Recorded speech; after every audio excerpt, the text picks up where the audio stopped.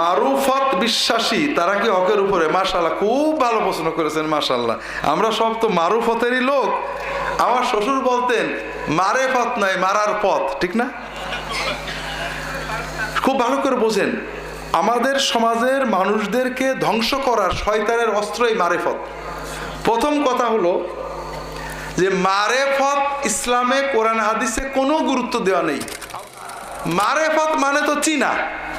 আপনি আপনার বাপের চিনেছেন, চিনে বাপের সালামও দিলেন না, কথাও বললেন না, তার মানে কি মারেফত আছে নাকি? আল্লাহর মারেফত হয়েছে আপনার, আপনি নামাজ পড়েন না, আল্লাহর ইবাদত করেন না, তার মানে আপনার শয়তানের মারেফত হয়েছে। তৃতীয় হলো, অনেকে বলে মারেফত হয়ে গেলে আর নামাজ রোজার আগে না। আছে নাকি আপনাদের দেশে? বহু, তাই না? এরা কি মুসলমান না কাফের? এক বিশ্বাস করেন হিন্দুর মতোই কাফের। কি জন্য? আমাদের রাসূল সাল্লাল্লাহু আলাইহি ওয়াসাল্লাম কি মারেফত হয়েছিল? মারেফত না ছিল না নাকি? নবুয়ত পাওয়ার সঙ্গে সঙ্গে তো সব মারেফত তার হয়ে গেছিল। আচ্ছা, মারেফত অর্থাৎ নবুয়ত পাওয়ার পরে উনি কি নামাজ কালাম পড়েছেন না পড়েননি? 2, 4, 5, 10 দিন না আজীবন? তা আমাদের নবীজির মারেফত পূর্ণ হওয়ার পরেও আজীবন নামাজ পড়া লাগলো।